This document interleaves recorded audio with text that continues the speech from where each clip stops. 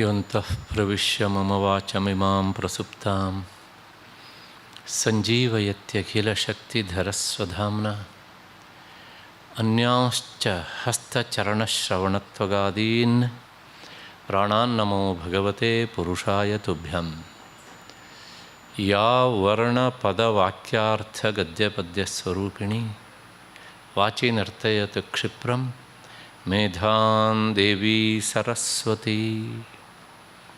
ಶ್ರುತಿಸ್ಮೃತಿಪುರಾಣಾನಾಂ ಆಲಯಂ ಕರುಣಾಲಯಂ ನಮಾಮಿ ಭಗವತ್ಪಾದಂ ಶಂಕರಂ ಲೋಕಶಂಕರಂ.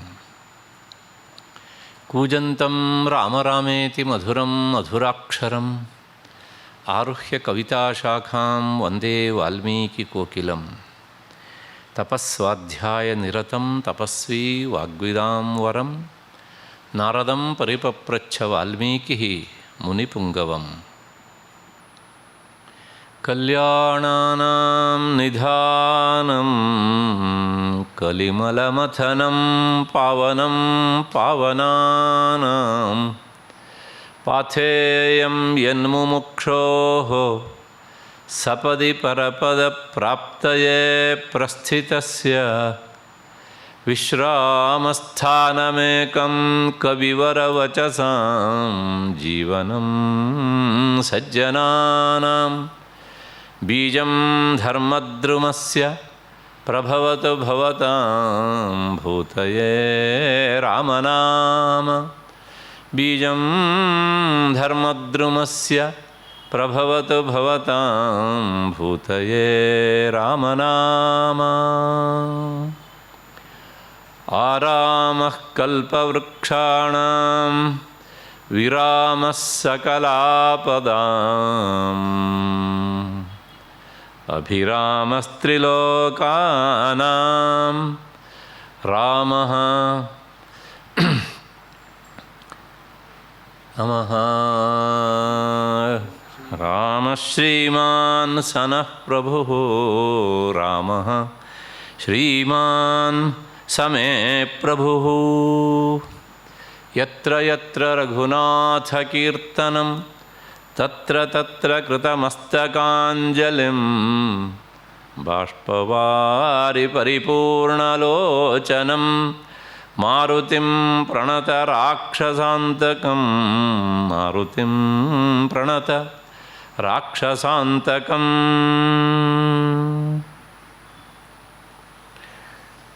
ಪರಮಪೂಜ್ಯ ಉಭಯ ಶ್ರೀಗಳವರ ಚರಣಾರವಿಂದಗಳಿಗೆ ಸಾಷ್ಟಾಂಗ ಪ್ರಣಾಮಗಳನ್ನು ಮಾಡ್ತಾ, ನನ್ನ ಮತ್ತು ನಿಮ್ಮೆಲ್ಲರ ಬುದ್ಧಿಗುಹೆಯನ್ನು ಪ್ರಚೋದಿಸ್ತಾ ಇರುವಂತಹ ಶ್ರೀರಾಮ ಎನ್ನುವ ಮಹಾಚೈತನ್ಯಕ್ಕೆ ಅನಂತ ಪ್ರಣಾಮಗಳನ್ನು ಸಲ್ಲಿಸ್ತಾ, ಈ ಸ್ವರ್ಣಗೌರಿ ಹಬ್ಬದ ಪರ್ವದಿನದಂದು ರಾಮಾಯಣದ ಪಾತ್ರದಲ್ಲಿ ಒಂದಾದಂತಹ ಕುಂಭಕರ್ಣನ ಬಗ್ಗೆ ವಿಚಾರ ಮಾಡೋದಕ್ಕೆ ಮುಂದಾಗ್ತಾ ಇದ್ದೇನೆ. ಪ್ರಾಯಶಃ ಬಹಳಷ್ಟು ಜನರ ಮನಸ್ಸಿನಲ್ಲಿ ಈಗಾಗಲೇ ಒಂದು ಸಂಶಯದ ಹುಳ ಓಡಾಡ್ತಾ ಇರಬಹುದು. ಇವತ್ತು ಸ್ವರ್ಣಗೌರಿ ಹಬ್ಬ ಪರ್ವ ದಿವಸ ಹೋಗಿ ಈ ಕುಂಭಕರ್ಣನ ಬಗ್ಗೆ ವಿಚಾರವನ್ನು ನೀವು ಕೈಗೆತ್ತಿಕೊಂಡಿದ್ದೀರಲ್ಲ, ಎಷ್ಟರ ಮಟ್ಟಿಗೆ ಸರಿ ಇದು ಹೀಗೆ ಅಂತ. ನನ್ನ ಉದ್ದೇಶ ಕುಂಭಕರ್ಣ ಅಲ್ಲ. ಆ ಕುಂಭಕರ್ಣ ರಾಮನ ಪರವಾಗಿ ಹೇಳೋ ಮಾತುಗಳಿವೆಯಲ್ಲ, ಅವು ನಮಗೆ ಮುಖ್ಯ. ಹಾಗಾಗಿ ಆ ರಾಮನನ್ನು ನೆನಪಿಸೋದಕ್ಕೆ ಕುಂಭಕರ್ಣ ಒಬ್ಬ ವ್ಯಾಜದ ವ್ಯಕ್ತಿ ಅಷ್ಟೇ. ಹಾಗಾಗಿ ಇಂಥ ಪರ್ವದಿನದಲ್ಲಿ ಅವನ ಮೂಲಕ ನಾವು ರಾಮನ ಸ್ಮರಣೆಯನ್ನು ಮಾಡೋಣ. ಇದು ಒಂದು. ಅದರ ಜೊತೆಗೆ ಕುಂಭಕರ್ಣ ನಮಗೆ ಆದರ್ಶವ ಅಂತ ಕೇಳಿದರೆ, ನನ್ನ ಪ್ರಕಾರ ಅವನು ಆದರ್ಶ ವ್ಯಕ್ತಿಯೇ. ಯಾವಾಗಲೂ ಹೇಳ್ತಿರ್ತೇನೆ, ಆದರ್ಶ ಎರಡು ರೀತಿಯಲ್ಲಿ, ಒಂದು ಪಾಸಿಟಿವ್ ಆಗಿ, ಇನ್ನೊಂದು ನೆಗೆಟಿವ್ ಆಗಿ ಅಂತ. ಅಂದರೆ ಒಂದು ಗುಣಾತ್ಮಕವಾದಂಥ ಆದರ್ಶ, ಇನ್ನೊಂದು ನೇತ್ಯಾತ್ಮಕವಾದಂಥ ಆದರ್ಶ. ಕುಂಭಕರ್ಣ ನಮಗೆ ಗುಣಾತ್ಮಕವಾಗಿ ಆದರ್ಶ ಅಲ್ಲದೇ ಇರಬಹುದು, ಖಂಡಿತವಾಗಿಯೂ ಅಲ್ಲ ಅವನು. ಆದರೆ ನೇತ್ಯಾತ್ಮಕವಾಗಿ, ಅಂದರೆ ಅವನಂತೆ ಆಗದೇ ಇರುವುದಕ್ಕೆ ಕುಂಭಕರ್ಣ ನಮಗೆ ಆದರ್ಶನಾಗಿ ನಿಲ್ತಾನೆ. ಹಾಗಾಗಿ ಇಂಥ ದಿವಸ, ಈ ಪರ್ವದ ದಿವಸ ನಾವು ಯಾರಂತೆ ಆಗಬೇಕು, ಯಾರಂತೆ ಆಗಬಾರ್ದು ಅಂತ ನಿರ್ಧಾರ ತಗೊಳ್ಬೇಕಲ್ವ. ಹಾಗೆ ಮಾಡಿದಾಗ ಮಾತ್ರ ನಿಜವಾದ ಅರ್ಥದಲ್ಲಿ ನಮ್ಮ ಪರ್ವಗಳು ಸಾರ್ಥಕವಾಗ್ತವೆ. ನಮ್ಮ ಪ್ರತಿಯೊಂದು ಹಬ್ಬದ ಉದ್ದೇಶವೂ ಅದೇನೆ. ಇಲ್ಲಿ ಇಷ್ಟು ನಾನು ಮಾಡಿದ್ದೇನೆ, ಮುಂದೆ ನನ್ನ ಬದುಕು ಇನ್ನೂ ಹಸನಾಗಲಿ, ಇನ್ನೂ ಸ್ವಚ್ಛವಾಗಲಿ ಅಂತ. ಹಾಗೆ ನಮ್ಮ ಬದುಕನ್ನು ಸ್ವಚ್ಛ ಮಾಡಿಕೊಳ್ಳೋದಕ್ಕೆ ಕುಂಭಕರ್ಣ ನಮಗೆ ಹೇಳ್ತಾನೆ, ನನ್ನಂತೆ ನೀವು ಆಗಬೇಡಿ ಅಂತ. ಹಾಗಾಗಿ ಅವನು ಸಹ ನಮಗೆ ಆದರ್ಶ ವ್ಯಕ್ತಿಯೇ. ಇಷ್ಟು ಹಿನ್ನೆಲೆಯಲ್ಲಿ ನಾವು ಪ್ರಪಂಚದಲ್ಲಿ ಬಹಳಷ್ಟು ಜನರನ್ನು ನೋಡ್ತೇವೆ. ಕೆಲವು ಜನರನ್ನು ನೋಡಿದಾಗ ಅಯ್ಯೋ ಪಾಪ ಅಂತ ಅನಿಸುತ್ತೆ. ಅವರ ಬದುಕನ್ನು ನೋಡಿದಾಗ ತನ್ನದು ಎನ್ನುವಂಥ ಯಾವ ಸ್ವಾರ್ಥವೂ ಅವರಿಗೆ ಇರೋದಿಲ್ಲ. ಆದರೂ ಸಹ ಯಾರ್ಯಾರನ್ನೂ ಅವರು ತನ್ನವರು ಅಂತ ಹೇಳಿಕೊಳ್ತಾ ವ್ಯರ್ಥವಾದಂತಹ ಮಮಕಾರದಿಂದ ಅವರು ಒಂಥರ ಸಾಯೋರು ಆಗಿಬಿಡ್ತಾರೆ. ಅಂದರೆ ಆ ವ್ಯರ್ಥ ಮಮಕಾರದಿಂದ ಸಾಯ್ತಾರೆ. ಇಂಥವ್ರು ಎಷ್ಟೋ ಜನ ಪ್ರಪಂಚದಲ್ಲಿರ್ತಾರೆ. ಅಂದರೆ ಅವರ ಮಮಕಾರಕ್ಕೆ ಒಂದು ಧ್ಯೇಯವೂ ಇಲ್ಲ, ಒಂದು ಉದ್ದೇಶವೂ ಇಲ್ಲ, ಹೀಗಿರ್ತದೆ. ಅಂತಹ ಆ ಧ್ಯೇಯ ಉದ್ದೇಶ ಯಾವುದೂ ಇಲ್ಲದೆ ವ್ಯರ್ಥವಾಗಿ ಸತ್ತು ಸಾಲಿಗೆ ಸೇರುವಂತಹ ವ್ಯಕ್ತಿಗಳಲ್ಲಿ ಕುಂಭಕರ್ಣ ಮೊಟ್ಟ ಮೊದಲಿನ ಅಂತಹ ವ್ಯಕ್ತಿ. ಆ ಮಮಕಾರ ಎನ್ನುವಂತಹದ್ದು ಒಳ್ಳೆಯದಾದರೆ ಅದು ಆತ್ಮೋದ್ಧಾರಕ್ಕೆ ಕಾರಣ, ಅದು ಕೆಟ್ಟದ್ದಾದರೆ ನಮ್ಮ ಬದುಕನ್ನು ಅಧಃಪತನಕ್ಕೆ ತಳ್ಳುತ್ತದೆ ಎನ್ನುವುದಕ್ಕೂ ಸಹ ಕುಂಭಕರ್ಣ ನಮ್ಮ ಮುಂದೆ ಆದರ್ಶ ವ್ಯಕ್ತಿಯಾಗಿ ನಿಲ್ತಾನೆ. ಈ ಎಲ್ಲ ಕಾರಣಗಳಿಂದ ನಾವು ಕುಂಭಕರ್ಣನನ್ನು ಸ್ಮರಿಸ್ಕೊಳ್ಬೇಕು, ಅವನಂತೆ ಆಗದೇ ಇರುವುದಕ್ಕೆ. ಅಷ್ಟು ಹಿನ್ನೆಲೆಯಲ್ಲಿ ಪ್ರಾಯಶಃ ರಾವಣ ಸೀತಾದೇವಿಯನ್ನು ಅಪಹರಿಸಿಕೊಂಡು ಬರುವಾಗ ಕುಂಭಕರ್ಣ ಗಾಢ ನಿದ್ರೆಯಲ್ಲಿದ್ದ. ತಮಾಷೆಗೆ ಹೇಳ್ತೇನೆ ನಾನು, ಆವಾಗ ರಾಮಾಯಣ ಕಾಲದಲ್ಲಿ ನಮ್ಮ ದೇಶದಲ್ಲಿ ಒಬ್ಬನೇ ಕುಂಭಕರ್ಣ. ಇವತ್ತು ಪ್ರತಿ ಮನೆಯಲ್ಲೂ ಕುಂಭಕರ್ಣಂದಿರು ನಮಗೆ ಸಿಗ್ತಾರೆ ಅಲ್ವಾ. ಹಾಗಾಗಿ ರಾಮಾಯಣದ ಈ ಕುಂಭಕರ್ಣನಂತೆ ಆಗಬೇಕು ಆಗಬಾರ್ದು ಅಂತ ಈ ಪರ್ವದಿನದಲ್ಲಿ ನಾವೊಂದು ಸಂಕಲ್ಪವನ್ನು ಕೈಗೆತ್ತಿಕೊಳ್ಬೇಕು. ಕೆಲವು ಜನರಿಗೆ ಹಾಗೆ, ಅವರಿಗೆ ನೋಡಿ ಎಲ್ಲೇ ಹೋಗ್ತಾ ಇರಲಿ ಬಸ್ಸಲ್ಲಿ ಕೂತಿರ್ತಾರೆ, ಆಗಲೂ ಸಹ ಕುಂಭಕರ್ಣನ ಆವಾಹನೆ ಮಾಡ್ಕೊಳ್ತಾರೆ. ಕೂತ್ಕೊಳ್ಳಿಕ್ಕೆ ಜಾಗ ಸಿಗೋದಿಲ್ಲ, ಆ ರಾಡ್ ಹಿಡ್ಕೊಂಡು ನಿಂತಿರ್ತಾರೆ, ಆಗಲೂ ಸಹ ಕುಂಭಕರ್ಣನ ಆವಾಹನೆ ಮಾಡ್ಕೊಂಡಿರ್ತಾರೆ. ಹಾಗಾಗಿ ಯಾವುದೋ ಸಭೆ ಫಂಕ್ಷನ್ ನಡೀತಾ ಇರ್ತಾರೆ, ದೊಡ್ಡ ವ್ಯಕ್ತಿಗಳು ಪವಿತ್ರ ವ್ಯಕ್ತಿಗಳು ಕುಳಿತಿರ್ತಾರೆ, ಅವ್ರ ಎದುರಿನಲ್ಲೂ ಸಹ ಇವರು ತೂಕ ಹಾಕ್ತಾ ಇರ್ತಾರೆ, ಕುಂಭಕರ್ಣ ಆವರಿಸಿಬಿಡ್ತಾನೆ ಅವರನ್ನು. ಹಾಗಾಗಿ ಈ ಕುಂಭಕರ್ಣನ ಸಂತತಿ ಇವತ್ತು ನಮ್ಮ ದೇಶದಲ್ಲಿ ಎಲ್ಲ ಕಡೆಗೂ ಸಿಗ್ತದೆ, ಎಲ್ಲ ಜಾಗದಲ್ಲೂ ಸಿಗ್ತದೆ. ಎಷ್ಟೊತ್ತಿಗೆ ಅವನು ಆವರಿಸಿಕೊಳ್ತಾನೆ ಅಂತ ಹೇಳೋದು ಕಷ್ಟ. ಎಲ್ಲ ಹಿನ್ನೆಲೆಯಲ್ಲಿ ನಾವು ಮತ್ತೆ ವಿಚಾರ ಮಾಡ್ಕೊಳ್ಬೇಕು, ನಾನು ಇವನು ಸಾಲಿಗೆ ಸೇರಬೇಕಾ ಅಂತ. ಯಾಕೆ ಹೇಳಿದೆ ಅಂದರೆ, ಕುಂಭಕರ್ಣ ನಿದ್ದೆ ಮಾಡ್ತಾ ಇದ್ದ ರಾವಣ ಸೀತೆಯನ್ನು ಕದ್ದು ತರುವಂಥ ಸಂದರ್ಭದಲ್ಲಿ. ಇದರ ಜೊತೆಗೆ ರಾವಣ ಮಾಡಿದಂಥ ಯಾವುದೇ ಕುಕೃತ್ಯವನ್ನೂ ಸಹ ಕುಂಭಕರ್ಣನಿಗೆ ಮೊದಲು ಹೇಳಲಿಲ್ಲ. ಯಾವಾಗ ಸಮಸ್ಯೆ ಮೈಮೇಲೆ ಬಂತೋ ಆಮೇಲೆ ಕುಂಭಕರ್ಣನನ್ನು ಏಳಿಸುವಂಥ ಕೆಲಸಕ್ಕೆ ಆತ ಮುಂದಾಗ್ತಾನೆ. ಅಷ್ಟೇ ಅಲ್ಲ, ಕೊನೆಗೆ ಸೀತೆಯನ್ನು ಅಪಹರಿಸಿದ ತಪ್ಪಿಗೆ ಸಮುದ್ರಕ್ಕೆ ರಾಮ ಸೇತುವೆಯನ್ನು ಕಟ್ಟಿ ಆದಮೇಲೆ, ಈಚೆಯ ದಡಕ್ಕೆ ಬಂದಾದ ಮೇಲೆ, ಯುದ್ಧ ಶುರುವಾಗಿ ಹೋದ ಮೇಲೆ ಸುಮಾರು 3 ದಿವಸ 4 ದಿವಸ ಕಳೆದಿರಬೇಕು. ಆಗ ಒಂದು ದಿವಸ ರಾವಣ ಸ್ವತಃ ಯುದ್ಧಕ್ಕೆ ಹೋಗಿದ್ದ. ಯುದ್ಧಕ್ಕೆ ಹೋದ್ಮೇಲೆ ರಾಮನ ಬಾಣದ ರುಚಿಯನ್ನು ನೋಡಿಕೊಂಡು ಬಂದ. ಸೊ ನಾನು ತಿಳಿದ ಹಾಗೆ ರಾಮ ಇಲ್ಲ ಅಂತ ಅವತ್ತು ಅವನಿಗೆ ಗೊತ್ತಾಯಿತು. ಕೊನೆಗೆ ಇನ್ನೇನು ಮಾಡಬೇಕು ಅಂಥೇಳಿ ಬಂದವನು ಕುಂಭಕರ್ಣನನ್ನು ಎಬ್ಸೋದಕ್ಕೆ ಮುಂದಾಗ್ತಾನೆ. ಅವನಿಗೆ ಗೊತ್ತಿತ್ತು, ನಾನು ಬಲವಂತವಾಗಿ ಕುಂಭಕರ್ಣನನ್ನು ಎಬ್ಬಿಸಿದರೆ ಅವನಿಗೆ ಸಾವು ಕಟ್ಟಿಟ್ಟ ಬುತ್ತಿ ಅಂತ. ಯಾಕೆಂದರೆ ಬ್ರಹ್ಮ ಅವನಿಗೆ ಕೇಳಿದೇ ಆ ವರವನ್ನು ಬೋನಸ್ ಆಗಿ ಕೊಟ್ಟಿದ್ದ. ಇಷ್ಟು ಹಿನ್ನೆಲೆಯಲ್ಲಿ ಹಾಗೆ ಅವನು ಸತ್ರು ಸಾಯಲಿ ಅಂಥೇಳಿ ಅವನನ್ನು ಎಬ್ಬಿಸ್ಲಿಕ್ಕೆ ಮುಂದಾದಂಥ ರಾವಣ ಅದೆಂಥ ಕಟುಕ ಹೃದಯದ ಅಣ್ಣ ಅಲ್ವಾ. ಹಾಗಾಗಿ ಕುಂಭಕರ್ಣನನ್ನು ನಾವು ಎಲ್ಲ ದೃಷ್ಟಿಯಿಂದ ನೋಡಬೇಕು. ಇಂಥ ಅಣ್ಣಂದಿರೋದು ನಮ್ಮ ಜೀವನದಲ್ಲಿ ಸಿಗದೇ ಇರಲಿ ಅಂಥೇಳಿ ಕುಂಭಕರ್ಣನ ಜಾಗದಲ್ಲಿ ನಿಂತು ಕ್ಷಣಕಾಲ ನಾವು ಪ್ರಾರ್ಥನೆ ಮಾಡಬೇಕು. ಅದರ ಜೊತೆಗೆ ಇಂತಹ ಈ ಕುಂಭಕರ್ಣ ಅವನು ತನ್ನ ಅಣ್ಣ ಮತ್ತು ತಮ್ಮ, ಅಣ್ಣನಾದ ರಾವಣ ತಮ್ಮನಾದ ವಿಭೀಷಣ ತಪಸ್ಸನ್ನು ಮಾಡಿದ ಹಾಗೆ ಇವನೂ ಸಹ ಬ್ರಹ್ಮನನ್ನು ಕುರಿತು ತಪಸ್ಸು ಮಾಡಿದ್ದ.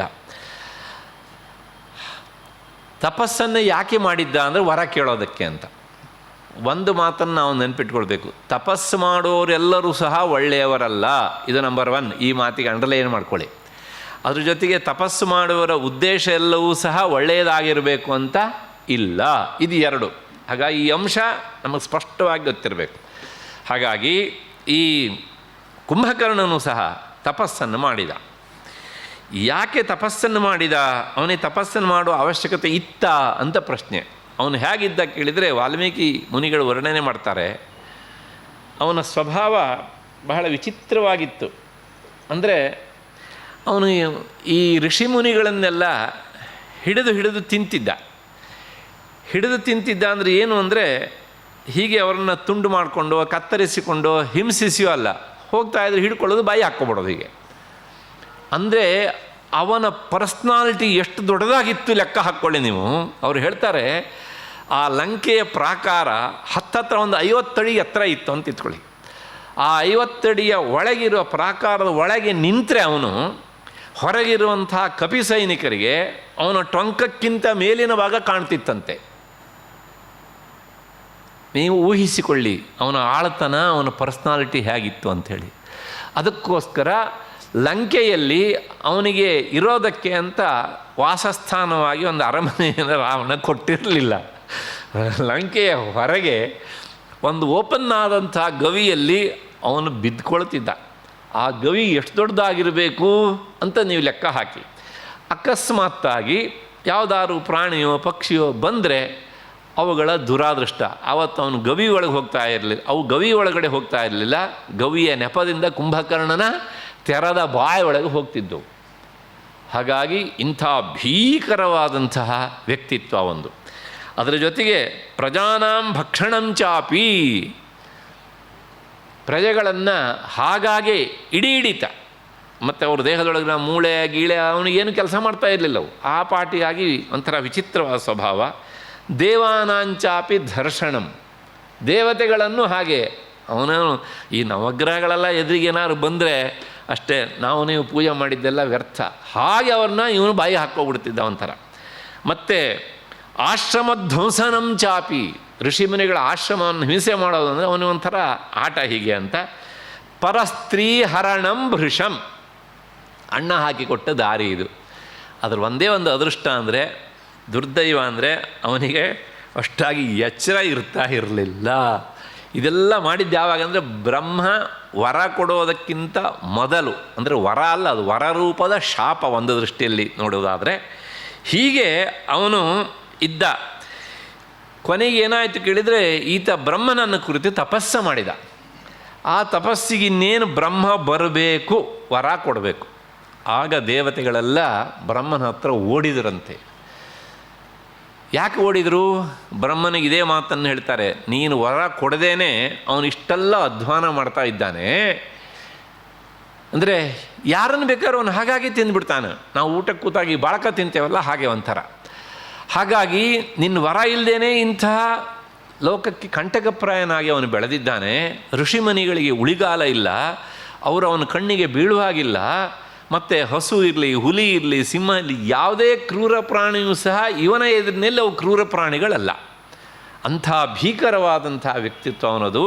ಮತ್ತು ಇಂಥವನಿಗೆ ನೀರು ಏನಾದ್ರು ವರವನ್ನು ಕೊಟ್ಟೆ ಅಂತಾದರೆ ಗತಿ ಏನಾದೀತು ನಮ್ಮದು. ಏವಂ ಪ್ರಜಾ ಯದಿತ್ವೇಷ ಭಕ್ಷಯಿಷ್ಯತಿ ನಿತ್ಯಶಃ ಅಚಿರೇಣ ಇವ ಕಾಲೇನ ಶೂನ್ಯೋ ಲೋಕೋ ಭವಿಷ್ಯತಿ. ಇದೇ ರೀತಿ ಅವನು ತಿಂತ ಹೋದರೆ, ಮತ್ತು ನೀನೇನು ವರವನ್ನು ಕೊಟ್ಟರೆ ದೇವಲೋಕದಲ್ಲಿ ದೇವತೆಗಳು ಇರೋದಿಲ್ಲ, ಭೂಲೋಕದಲ್ಲಿ ಮನುಷ್ಯರು ಇರೋದಿಲ್ಲ, ಪಶು ಪ್ರಾಣಿ ಪಶು ಪಕ್ಷಿ ಯಾರೂ ಇರೋದಿಲ್ಲ. ಕುಂಭಕರ್ಣ ಒಬ್ಬನೇ ಇರ್ತಾನೆ ಅಷ್ಟೇ. ಹೀಗೆ ಅವ್ರು ಹೋಗಿ ಬ್ರಹ್ಮನ ಹತ್ರ ಅಲವತ್ತುಕೊಂಡ್ರಂತೆ, ವರ ಕೊಡಬೇಡ ಅವನಿಗೆ ಹೀಗೆ ಅಂತ. ಇಲ್ಲ ಗ್ರಹಚಾರ್ಯ, ಅವನು ನನ್ನನ್ನು ಕುರಿತು ತಪಸ್ಸು ಮಾಡಿದ್ದಾನೆ, ವರ ಕೊಡದೇ ಇದ್ರೆ ಹೇಗೆ ಅಂತ ವಿಚಾರಕ್ಕೆ ಬಿದ್ದಾಗ ತಕ್ಷಣ ಚತುರ್ಮುಖ ತನ್ನ ಪಕ್ಕದಲ್ಲಿ ಕುಳಿತಂತಹ ಶಾರದೆಯ ಮುಖವನ್ನೊಮ್ಮೆ ನೋಡಿದನಂತೆ. ಅಂದರೆ ಶಾರದೆಗೆ ಹೇಳ್ತಾನೆ ಚತುರ್ಮುಖ, ಏನು ಅಂದರೆ ಅವನು ವರ ಕೇಳಿದ ಮೇಲೆ ನಾನು ಇಲ್ಲ ಅಂತ ಹೇಳೋದಕ್ಕಾಗೋದಿಲ್ಲ.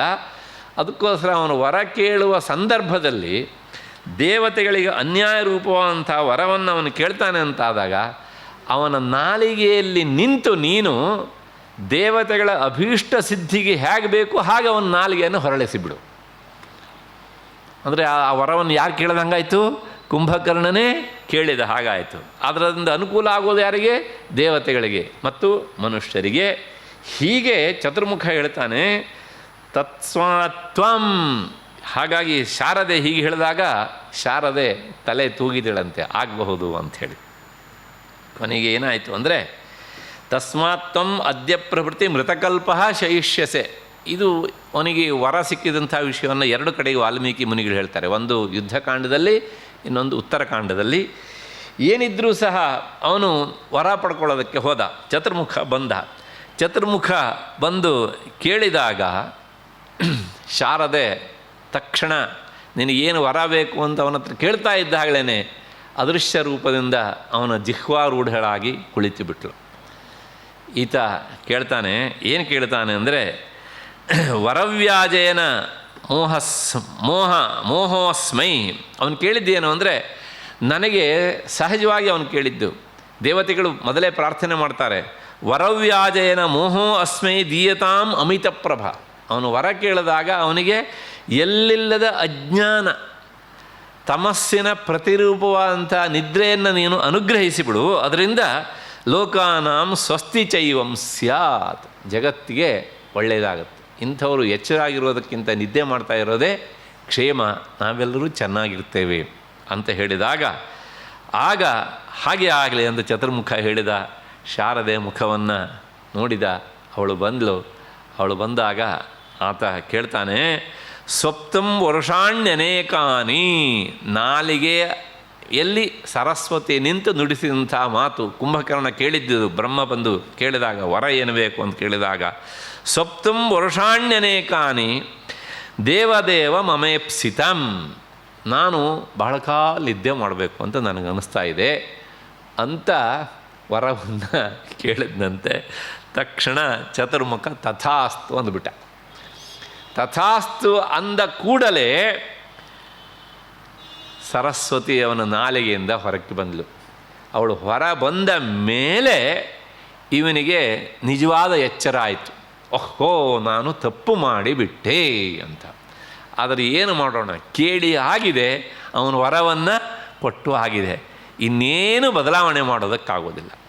ಆಗ ಇವನ ಅಣ್ಣ ರಾವಣ ಬಂದಂತೆ, ನೀನು ವರ ಕೊಟ್ಟಿದ್ದು ಬದಲಾವಣೆ ಮಾಡೋಲ್ಲ, ಒಂದು ದೃಷ್ಟಿಯಲ್ಲಿ ಇವನು ಪುಲಸ್ತ್ಯ ಬ್ರಹ್ಮನಾದ್ದರಿಂದ ನಿನಗೆ ಮೊಮ್ಮಗನಾಗ್ತಾನೆ ಇವನು, ಹಾಗಾಗಿ ಇಂಥ ಮೊಮ್ಮಗನಿಗೆ ಇಂಥ ವರ ಕೊಡೋದ ನೀನು, ಹಾಗಾಗಿ ಏನಾದ್ರು ಒಂದು ಸಣ್ಣ ಆಲ್ಟರ್ನೇಟಿವ್ ವ್ಯವಸ್ಥೆ ಮಾಡು ಹೀಗೆ ಅಂತ. ಆಗ ಚತುರ್ಮುಖ ಹೇಳಿದಂತೆ, ಇನ್ನೇನಿಲ್ಲ, 6 ತಿಂಗಳು ನಿದ್ದೆ ಮಾಡ್ತಾನೆ, ಮಧ್ಯದಲ್ಲಿ ಒಂದು 4-5 ದಿವಸ ಹೇಳ್ತಾನೆ, ಎದ್ದಾಗ ತಿಂತಾನೆ ಒಂದಿಷ್ಟು, ಏನೇನು ಅವನು ಕಣ್ಣಿಗೆ ಕಾಣ್ತೇವೆ ಅದನ್ನೆಲ್ಲ ತಿಂತಾನೆ.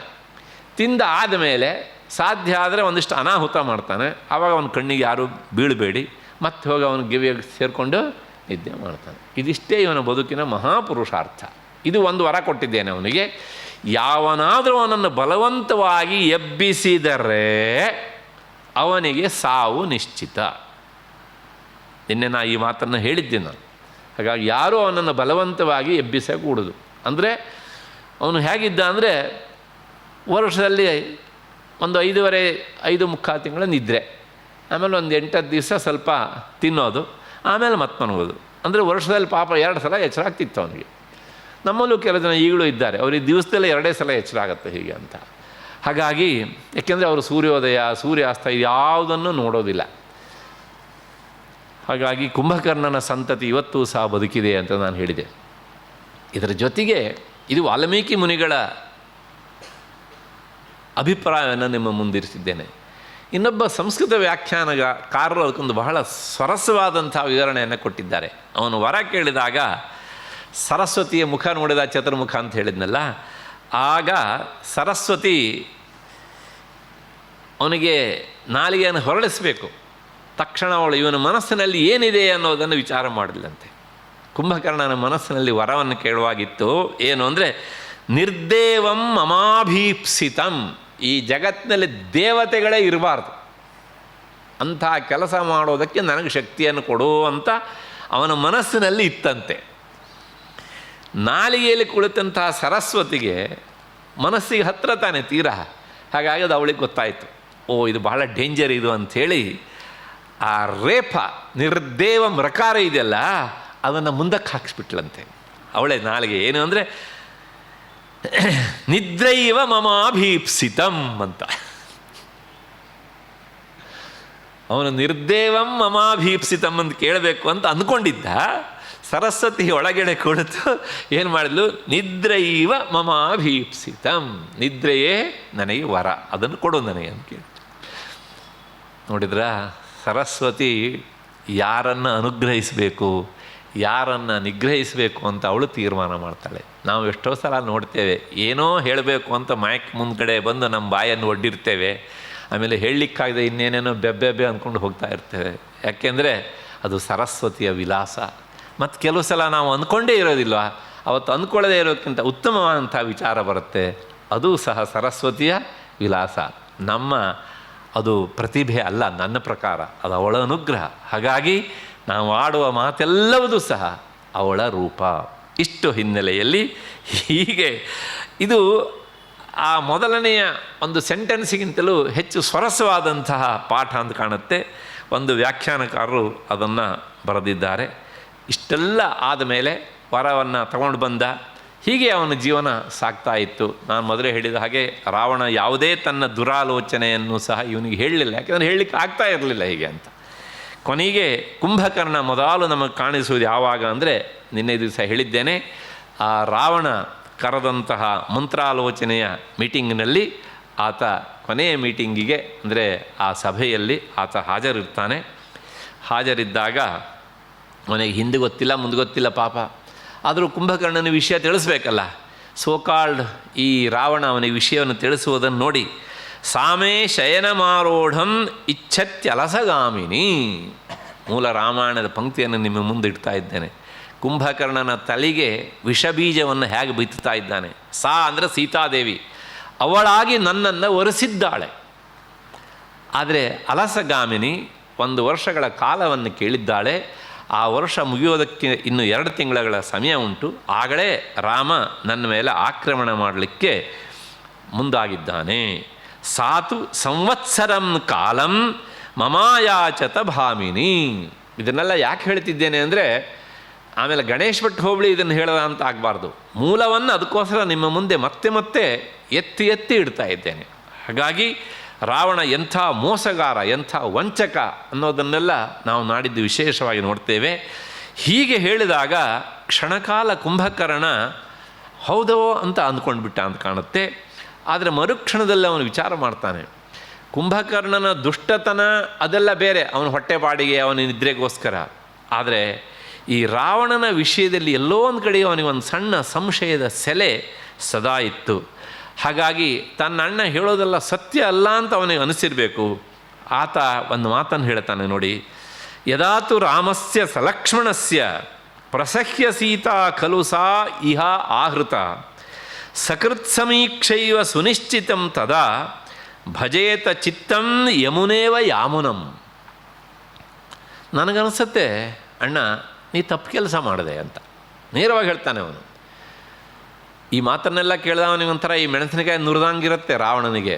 ಏಕೆಂದರೆ ಈಗ ತಾನೇ ಎಚ್ಚರ ಆಗಿ ಬಂದಿದ್ದಾನೆ, ಆಗಲೇ ನನಗೆ ಬುದ್ಧಿ ಹೇಳ್ತಾ ಇದ್ದಾನೆ. ಹಿಂದೆ ಗೊತ್ತಿಲ್ಲ ಮುಂದೆ ಗೊತ್ತಿಲ್ಲ, ಅದು ನನಗೆ ಬುದ್ಧಿ ಹೇಳ್ತಾನೆ. ಏನು ಅಂದರೆ ಅವನು ಹೇಳೋದು ನೋಡಿ, ಯದಾತು ರಾಮಸ್ಯ ಸಲಕ್ಷ್ಮಣಸ್ಯ, ನೀನು ರಾಮನನ್ನು ಲಕ್ಷ್ಮಣನನ್ನು ಪ್ರಸಹ್ಯ ವಂಚಿಸಿ ಮೋಸಗೊಳಿಸಿ ಸಾಖಲು ಇಹ ಆಹೃತ, ಸೀತೆಯನ್ನು ಅಪಹರಿಸಿಕೊಂಡು ಬಂದಿದ್ದೀಯೆ ನೀನು.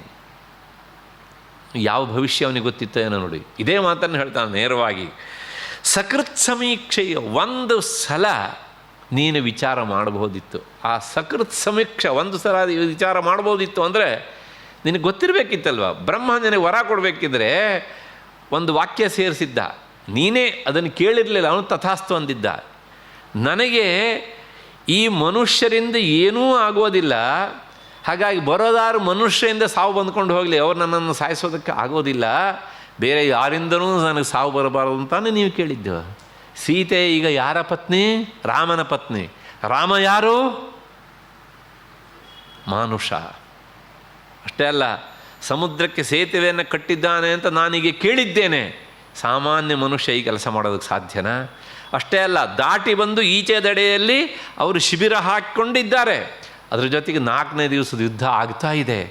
ಇಷ್ಟೆಲ್ಲ ಆಗಬೇಕಿದ್ರೆ ಎಷ್ಟು ಜನ ಮಕ್ಕಳನ್ನು ಕಳ್ಕೊಂಡೆ ನೀನು ಅಲ್ವಾ?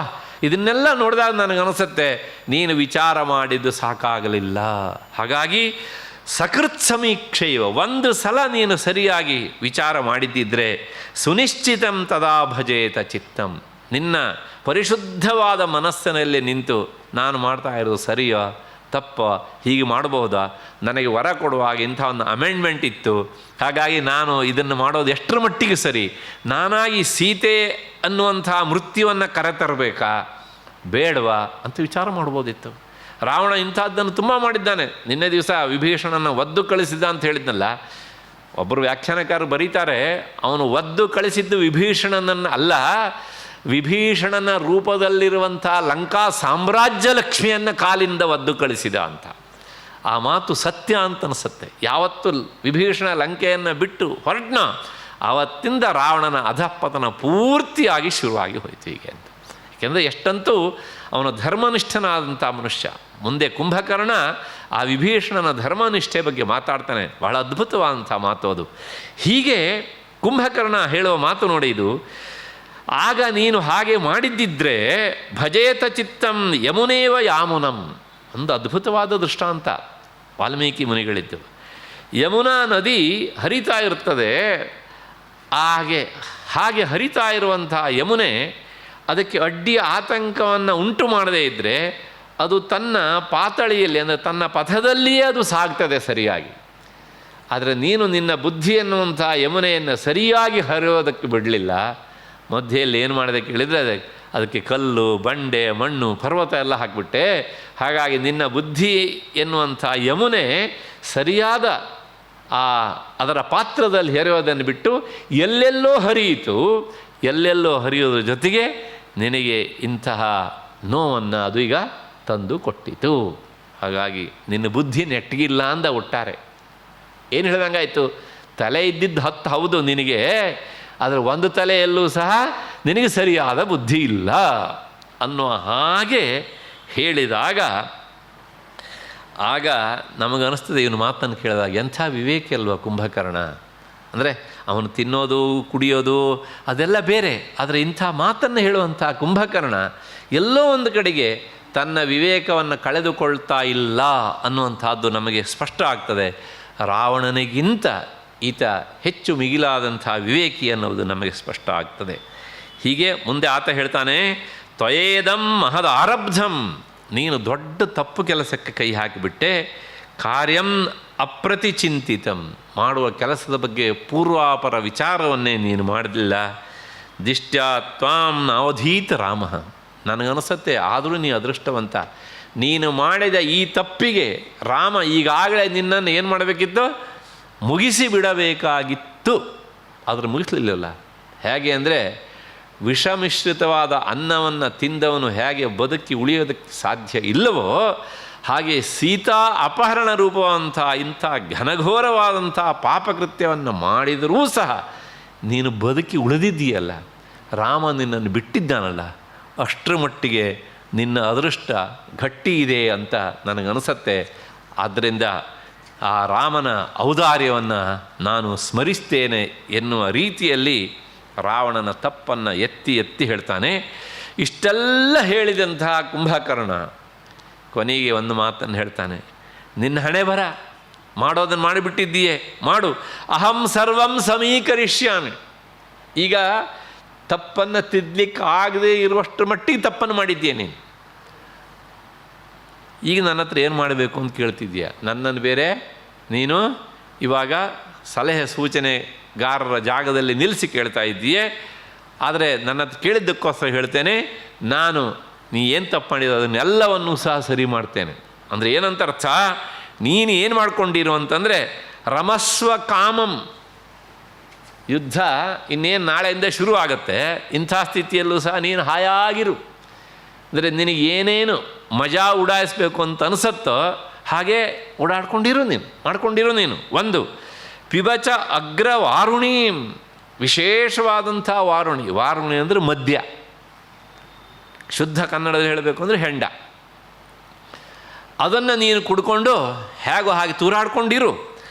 ಮತ್ತೆ ಅಷ್ಟೇ ಅಲ್ಲ, ಕುರುಷ್ವ ಕಾರ್ಯಾಣಿ ಹಿತಾನಿ ವಿಜ್ವರ, ಅಂದರೆ ನಿನಗೆ ಯಾವುದು ಸರಿ ಅಂತ ಅನಿಸುತ್ತೋ ಅಂಥ ಕೆಲಸವನ್ನು ನಾಚಿಕೆ ಬಿಟ್ಟು ನೀನು ಮಾಡಿಕೊಂಡಿರು.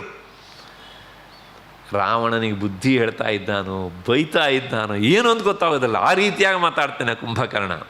ಕೊನೆಗೆ ಮಯಾತು ರಾಮೇ ಗಮಿತೆ ಯಮಕ್ಷಯಂ ಚಿರಾಯ ಸೀತಾ ವಶಗಾ ಭವಿಷ್ಯತಿ.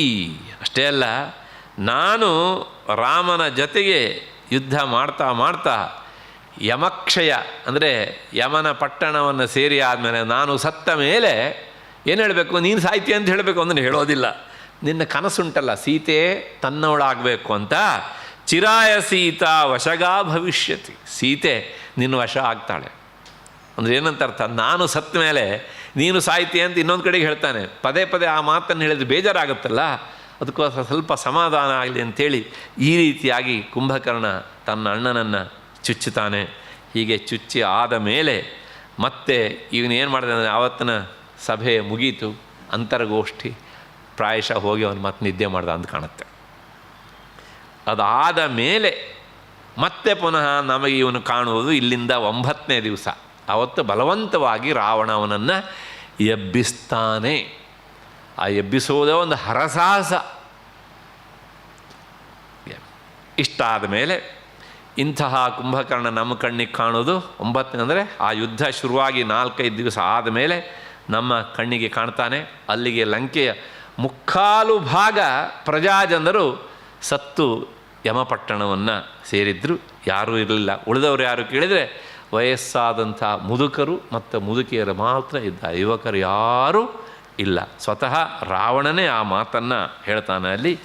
ಹೀಗೆ ಇಂಥ ಸಂದರ್ಭದಲ್ಲಿ ರಾವಣ ನಾವೆಲ್ಲ ಇಷ್ಟೆಲ್ಲ ಟೆನ್ಷನ್ ಮಾಡ್ಕೊಂಡು ಚಡಪಡಿಸ್ತಾ ಇದ್ದರೆ ಕುಂಭಕರ್ಣ ಹಾಯಾಗಿ ನಿದ್ದೆ ಮಾಡ್ತಾ ಇದ್ದಾನಲ್ಲ ಅಂಥೇಳಿ ಅವನ ನಿದ್ದೆಯನ್ನು ಸಹಿಸದವನಾಗಿ ಅವನನ್ನು ಎಬ್ಬಿಸುವ ಪ್ರಯತ್ನ ಮಾಡ್ತಾನೆ.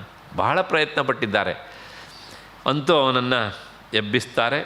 ಅದಾದಮೇಲೆ ಗೊತ್ತಿತ್ತು ಅವನಿಗೆ ಇವನನ್ನು ನಾವು ಎಬ್ಬಿಸಿದ್ರೆ ಖಂಡಿತವಾಗಿಯೂ ಆತ ಸತ್ತೇ ಸಾಯ್ತಾನೆ ಅಂಥೇಳಿ. ಆದರೂ ಸಹ ತನ್ನ ಉಳಿವಿಗಾಗಿ ಈ ಕೆಲಸಕ್ಕೆ ಆತ ಮುಂದಾಗ್ತಾನೆ.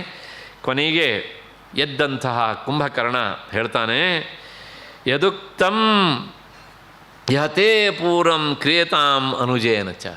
ನೋಡಿ ಹೇಳ್ತಾನೆ, ಇದಕ್ಕೂ ಮೊದಲು ಅಂದರೆ ಆ ಎಚ್ಚರಾದ ಸಂದರ್ಭದಲ್ಲಿ ಇವನ್ನೆಲ್ಲ ಕೆಲವು ಫೀಡ್ಬ್ಯಾಕ್ ತೊಗೊಂಡಿದ್ದ ಅಂತ ಕಾಣುತ್ತೆ. ಏನೇನು ಮಾಡಿದ ನನ್ನ ಅಣ್ಣ, ಯಾಕೆಂದರೆ ವಿಭೀಷಣ ಅವನ ಕಣ್ಣಿಗೆ ಕಾಣಲಿಲ್ಲ ಈಗ ಎದ್ದಾಗ. ಹಾಗಾಗಿ ಎಲ್ಲೋದ ಅವನು ಅಂತಂದರೆ ಪ್ರಾಯಶಃ ಇವನ ಮಾತಿನಿಂದ ಬೇಸರ ಪಟ್ಟು ಆತ ವಧಿಸ್ಕೊಂಡು ಅಥವಾ ಆ ವಧೆಗೆ ಸಮಾನವಾದಂಥ ಏಟನ್ನು ಮಾತಿನ ಮೂಲಕವೋ ಕೈಯಿಂದ ತಿಂದ್ಕೊಂಡು ಹೋಗಿದ್ದಾನೆ ಅಂತ ಅಂದ್ಕೊಂಡು ಆತ ವಿಭೀಷಣನನ್ನು ನೆನೆಸ್ಕೊಂಡು ಹೇಳ್ತಾನೆ, ಯದುಕ್ತಂ ಇಹತೆ ಪೂರ್ವಂ ಕ್ರಿಯತಾಂ ಅನುಜೇನ ಚ. ಈ ಸಂದರ್ಭದಲ್ಲಿ ನನಗನ್ನಿಸುತ್ತೆ ತಮ್ಮನಾದಂಥ ವಿಭೀಷಣ ಏನು ಹೇಳಿದನೋ, ಪ್ರದೀಯತಾಂ ದಾಶರಥಾಯ ಮೈಥಿಲಿ ಅಂದರೆ ದಾಶರಥಾಯ ರಾಮನಿಗೆ ಸೀತೆಯನ್ನು ನೀನು ಹಿಂತಿರುಗಿಸುವುದಷ್ಟೇ ಪರಿಹಾರವೇ ಹೊರತು ಬೇರೆ ಉಪಾಯ ಇಲ್ಲ ಅಂತ ಏನು ವಿಭೀಷಣ ಹೇಳಿದ್ನಲ್ಲ, ಅದನ್ನೇ ಮಾಡೋದು ಬಿಟ್ಟರೆ ಬೇರೆ ಉಪಾಯ ಇಲ್ಲ. ತದೇವನೋ ಹಿತಂ ಕಾರ್ಯಂ ಯದಿಚ್ಛಸಿತ ತತ್ಕುರು. ಆದರೆ ನಾನು ಹೇಳ್ತೇನೆ ಅದನ್ನೇ ಮಾಡಬೇಕು ಅಂತ ನನಗೆ ಗೊತ್ತು. ನೀನು ವಿಭೀಷಣನ ಮಾತನ್ನು ಕೇಳಲಿಲ್ಲ, ಈಗ ನನ್ನ ಮಾತನ್ನೂ ನೀನು ಕೇಳೋದಿಲ್ಲ ಅಂತ ಗೊತ್ತು. ಆದರೆ ನಾವು ಇಬ್ಬರು ಊದೋ ಶಂಖವನ್ನು ಓದಿದ್ದೇವೆ, ಕೇಳಿಸ್ಕೊಳ್ಳೋದು ಬಿಡೋದು ನಿನ್ನ ಹಣೆ ಬರಹ. ಹಾಗಾಗಿ ತದೇವನೋ ಹಿತಂ ಕಾರ್ಯಂ, ಅದೇ ನಮಗೆ ಒಳ್ಳೆಯದು. ಅಷ್ಟೇ ಅಲ್ಲ, ನಿನಗೂ ಕ್ಷೇಮ ನನಗೆ ಕ್ಷೇಮ, ಅಳಿದುಳಿದ ಲಂಕಾ ಪ್ರಜಾಜನರ ಕ್ಷೇಮವೂ ಸಹ ಸೀತೆಯನ್ನು ಹಿಂತಿರುಗಿಸಿ ಕೊಡುವುದರಲ್ಲೇ ಅಡಕವಾಗಿದೆ. ಇದನ್ನು ಮಾಡಿದರೆ ಬಹಳ ಒಳ್ಳೆಯದು. ಮಾಡೋದಿಲ್ವಾ ಯದಿಚ್ಛಸಿತ ತತ್ಕುರು, ನಿನ್ನ ಹಣೆ ಬರ, ನಿನಗೆ ಯಾವುದನ್ನು ಮಾಡಬೇಕು ಅಂತ ಅನ್ಸತ್ತೋ ಅದನ್ನು ಮಾಡೋದು. ಯಾಕೆಂದರೆ ಈ ಮೊದಲು ನಮ್ಮನ್ನು ಕೇಳಲಿಲ್ಲ. ಹಾಗಾಗಿ ಕೊನೆಯ ಗಳಿಗೆಯಲ್ಲಿ ಲಂಕೆ ಹೊತ್ತಿ ಉರಿತಾ ಇರಬೇಕಿದ್ರೆ ನಮ್ಮನ್ನು ಕೇಳ್ತಾ ಇದ್ದೀಯಲ್ಲ, ಹಾಗಾಗಿ ನಿನಗೆ ಏನು ಸರಿ ಅಂತ ಅನಿಸತ್ತೋ ಅದನ್ನು ನೀನು ಮಾಡು ಹೇಳಿದ. ಅವಶ್ಯಂತು ಹಿತಂ ವಾಚ್ಯಂ, ಆದರೆ ನಿನ್ನ ತಮ್ಮನಾಗಿ, ನಿನ್ನ ಬಂಧುವಾಗಿ, ರಕ್ತ ಸಂಬಂಧಿಯಾಗಿ ಈ ಲಂಕೆಯ ಹಿತವನ್ನು ಬಯಸಿ, ಅದಕ್ಕಿಂತ ಹೆಚ್ಚಾಗಿ ನಿನ್ನ ಹಿತವನ್ನು ಬಯಸಿ ನಾನು ಹೇಳ್ತಾ ಇದ್ದೇನೆ.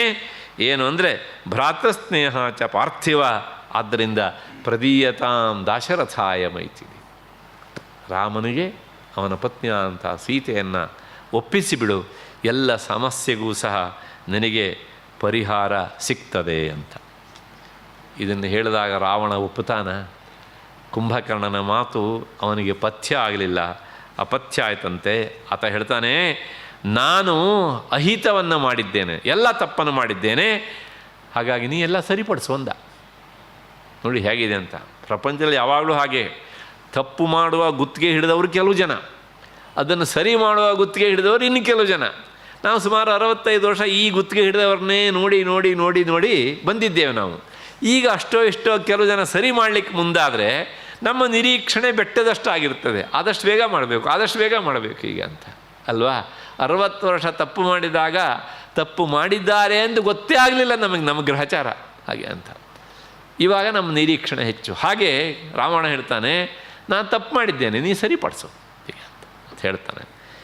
ಇಲ್ಲಿ ರಾವಣನಕ್ಕಿಂತ ನಮಗೆ ಕುಂಭಕರ್ಣ ಒಂಥರ ಗುಣಜ್ಯೇಷ್ಠನಾಗಿ ಕಾಣ್ತಾನೆ. ಜನ್ಮತಃ ರಾವಣ ಜ್ಯೇಷ್ಠ ಹೌದು, ಆದರೆ ಗುಣದಲ್ಲಿ ನಮಗೆ ಕುಂಭಕರ್ಣ ಜ್ಯೇಷ್ಠನಾಗಿ ಕಾಣ್ತಾನೆ. ಕೊನೆಯಲ್ಲಿ ಅವನು ಹೇಳುವ ಮಾತುಂಟಲ್ಲ, ಅದ್ಭುತವಾದಂಥ ಮಾತು. ಅಥಪೂರಂ ಹತೇತೇನ ಮಯಿ ತ್ವಾಂ ಹಂತಿ ರಾಘವ. ಎಲ್ಲ ಉಪದೇಶ ಮಾಡೋದನ್ನೆಲ್ಲ ಮತ್ತೆ ಮಾಡಿ ಒಂದು ಮಾತು ಹೇಳ್ತಾನೆ, ರಾಮ ಮೊದಲು ನನ್ನನ್ನು ಸಾಯಿಸ್ತಾನೆ, ನೋ ಡೌಟ್ ಎಟ್ ಆಲ್. ಇನ್ನೂ ಅವನು ರಾಮನನ್ನು ನೋಡಲೇ ಇಲ್ಲ, ಆದರೂ ಕುಂಭಕರ್ಣ ಮೊದಲೇ ಭವಿಷ್ಯ ಹೇಳ್ತಾನೆ, ನನ್ನನ್ನು ಮೊದಲು ಸಾಯಿಸ್ತಾನೆ, ತ್ವಾಂ ಹಂತಿ ರಾಘವ ಪಶ್ಚಾತ್, ಅದಾದಮೇಲೆ ನಿನ್ನನ್ನು ಮುಗಿಸ್ತಾನೆ. ಹಾಗಾಗಿ ನೀನು ಸಾಯೋಕ್ಕಿಂತ ಮೊದಲು ನನ್ನ ಸಾವನ್ನು ನೋಡ್ತೀಯಣ್ಣ. ಈ ಪರಿಯಲ್ಲಿ ಹೇಳಿದರೂ ಸಹ ರಾವಣನ ತಲೆಗೆ ಅದು ಹೋಗಲೇ ಇಲ್ಲ, ಸೀತೆಯನ್ನು ವಾಪಸ್ ಕೊಡಬೇಕು ಅಂಥೇಳಿ. ಅಷ್ಟೇ ಅಲ್ಲ, ಕೊನೆಗೆ ಆ ಯುದ್ಧ ಭೂಮಿಗೆ ಬರ್ತಾನೆ, ಅವನನ್ನು ಕಳಿಸ್ತಾನೆ ಯುದ್ಧ ಭೂಮಿಗೆ. ಅವನು ಯುದ್ಧಕ್ಕೆ ಬರ್ತಾನೆ. ಯುದ್ಧ ಭೂಮಿಗೆ ಬಂದಾಗ ಅವನು ಯುದ್ಧ ಮಾಡಿದ್ದನ್ನು ವಾಲ್ಮೀಕಿ ಮುನಿಗಳು ಬಹಳ ಅದ್ಭುತವಾಗಿ ವರ್ಣನೆ ಮಾಡ್ತಾರೆ. ನಾನು ಅದು ಯಾವುದನ್ನು ಹೇಳೋಕ್ಕೆ ಹೋಗೋದಿಲ್ಲ, ಒಂದು ಶ್ಲೋಕ ಮಾತ್ರ ಹೇಳ್ತೇನೆ. ಅಂದರೆ ಕುಂಭಕರ್ಣನ ಸಾಮರ್ಥ್ಯ, ಅವನ ಆ ದೇಹ, ಅವನ ಆಳತನ, ಅವನ ಯುದ್ಧ ಹೇಗೆ ಮಾಡ್ತಿದ್ದ ಅಂತೆಲ್ಲ ಹೇಳೋದಾದರೆ ಒಂದೇ ಮಾತು, ಪ್ರಕ್ಷಿಪ್ತಾ ಕುಂಭಕರ್ಣೇನ ವಕ್ತ್ರೇ ಪಾತಾಳ ಸನ್ನಿಭೆ. ಅವನ ಬಾಯಿ ಹೇಗಿತ್ತು ಕೇಳಿದರೆ ಪಾತಾಳ ಹೇಗೋ ಹಾಗೆ, ಅಷ್ಟು ದೊಡ್ಡದಾದಂಥ ಬಾಯಿ. ಹಾಗಾಗಿ ಅವನ ಜೊತೆ ಯುದ್ಧ ಮಾಡಲಿಕ್ಕೆ ಬಂದಂಥ ವಾನರನ್ನೆಲ್ಲ ಹೀಗೆ ಒಂದು ಬೆಟ್ಟಲ್ಲಿ ಹಿಡಿದು ಹಿಂಗೆ ಹಾಕ್ತಿದ್ನಂತೆ. ಪ್ರಕ್ಷಿಪ್ತಾ, ಹಿಡಿದ ಬಾಯಿ ಒಳಗಡೆ ಇಟ್ಕೊಳ್ಳೋದಲ್ಲ, ಹೀಗೆ ಅವನನ್ನು ಎಸೆಯೋದು, ಹೀಗೆ ನಾವು ಬಾಲ್ ಎಸಿತೇವಲ್ಲ ಆ ಥರ. ಹೀಗೆ ಪ್ರಕ್ಷಿಪ್ತಾ ಅವನ ಬಾಯಿಯೊಳಗೆ ಹಾಕಿದರೆ ಅದೃಷ್ಟ ಇದ್ದವರು ಅವನು ದವಡೆಗೆ ಸಿಗದೇನೆ ಒಳಗಡೆ ಹೋಗ್ತಿದ್ರು. ಅದೃಷ್ಟ ರಹಿತರಾದರೂ ಅವನು ದವಡೆಗೆ ಸಿಕ್ಕಿ ಅಲ್ಲೇನೆ ಅಷ್ಟೇ ಒಂಥರ ಗೊಜ್ಜಾಗ್ಬಿಡ್ತಿದ್ರು ಹೀಗೆ ಅಂತ. ಕೊನೆಗೆ ಆ ಅದೃಷ್ಟ ಉಳಿದವರು ಒಳಗೆ ಹೋಗ್ತಿದ್ರಲ್ಲ, ಅವರು ತಕ್ಷಣ ಏನು ಮಾಡ್ತಿದ್ರು ಅಂದರೆ ಹೇಳ್ತಾರೆ, ನಾಸಾಪುಟಾಭ್ಯಾಂ ನಿರ್ಜಗ್ಮಹು. ಒಳಗೆ ಹೋದಂಥ ವಾನರರು ಆ ಕುಂಭಕರ್ಣನ ನಾಸಾರಂಧ್ರಗಳಿಂದ ಹೊರಗೆ ಬರ್ತಿದ್ದಂತೆ ಕೆಲವು ಜನ, ಇನ್ನು ಕೆಲವು ಜನ ಅವನ ಕಿವಿಗಳಿಂದ ಹೊರಗೆ ಬರ್ತಿದ್ರಂತೆ. ಕರ್ಣಾಭ್ಯಾಂಚ ಅಂದರೆ ಈ ರಂಧ್ರಗಳೆಲ್ಲ ಎಷ್ಟು ದೊಡ್ಡದಾಗಿದ್ವು ಅಂತ ಊಹಿಸಿಕೊಳ್ಳಿ ನೀವು. ಕಿವಿಯ ರಂಧ್ರ, ಮೂಗಿನ ಹೊರಳೆಯೇ ಇಷ್ಟು ದೊಡ್ಡ ಅಂತ ಆದರೆ ಅವನ ಬಾಯಿ ಹೇಗಿರಬೇಕು ಅಂತಂದರೆ ವಾಲ್ಮೀಕಿ ಮುನಿಗಳ ವರ್ಣನೆ. ಒಂದು ಸಲ ಅವನು ಕೈ ಹಿಂಗೆ ಮಾಡಿದರೆ ಸಾಕು, ಕಡಿಮೆ ಅಂದರೆ 100 ಕಪಿಗಳು ಬರ್ತಿದ್ದಂತೆ, ಹಿಂಗೆ ಹಾಕ್ತಿದ್ದ ಅವನು. ಅಂಥ ಭೀಕರವಾದಂಥ ಯುದ್ಧ ಮಾಡ್ತಿದ್ದ.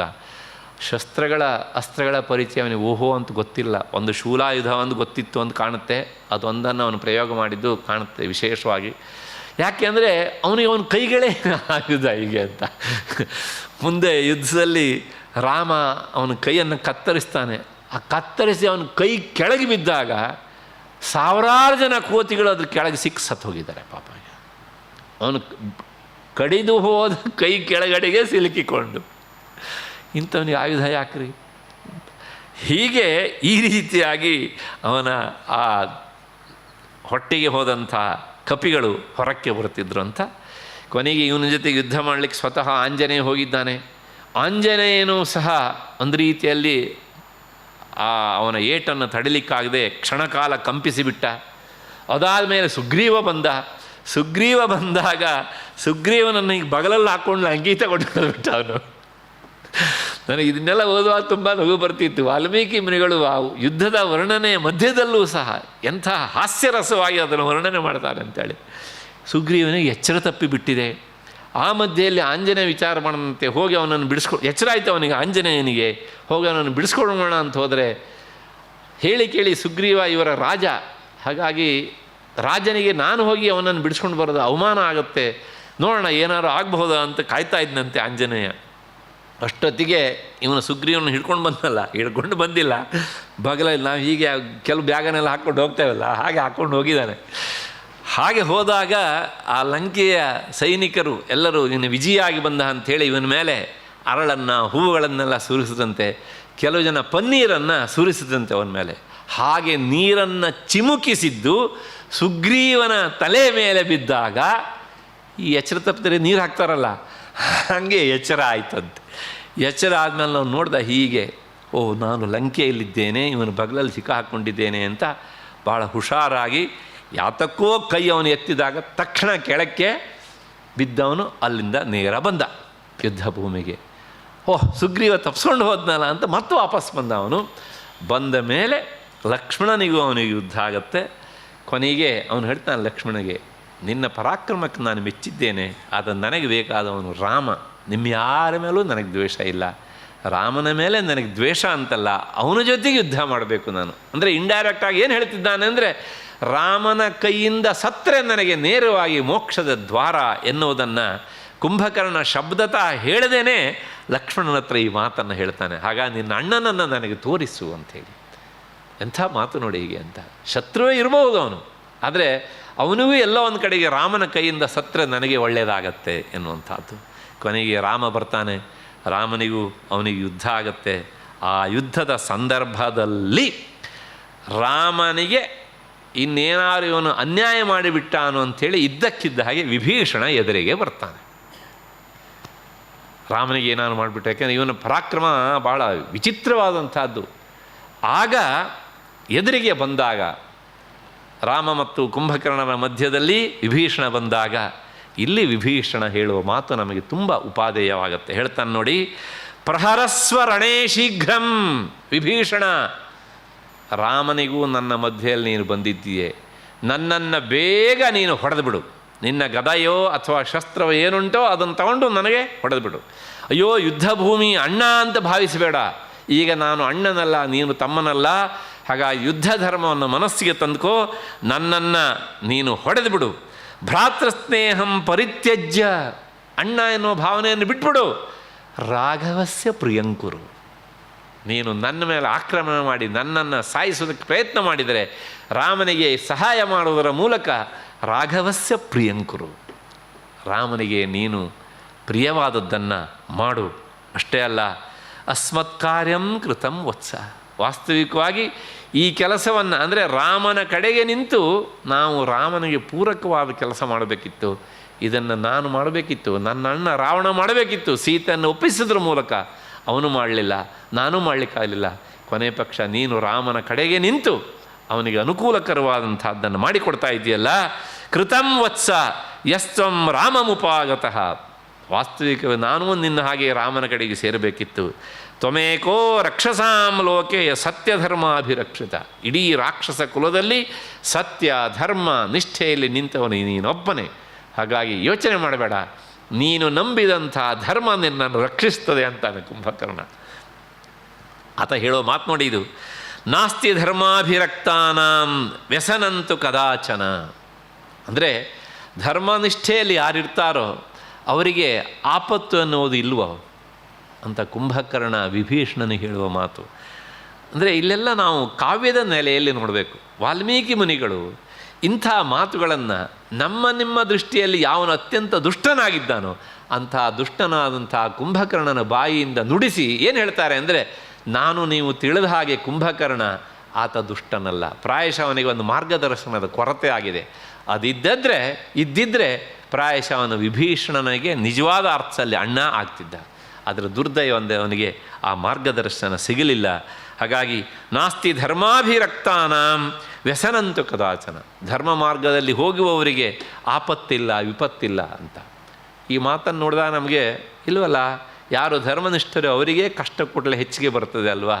ಧರ್ಮರಾಯ ಎಷ್ಟೆಲ್ಲ ಕಷ್ಟಪಟ್ಟ, ನಳ ಏನೆಲ್ಲ ಕಷ್ಟಪಟ್ಟ, ಹರಿಶ್ಚಂದ್ರ ಏನೆಲ್ಲ ಕಷ್ಟಪಟ್ಟ.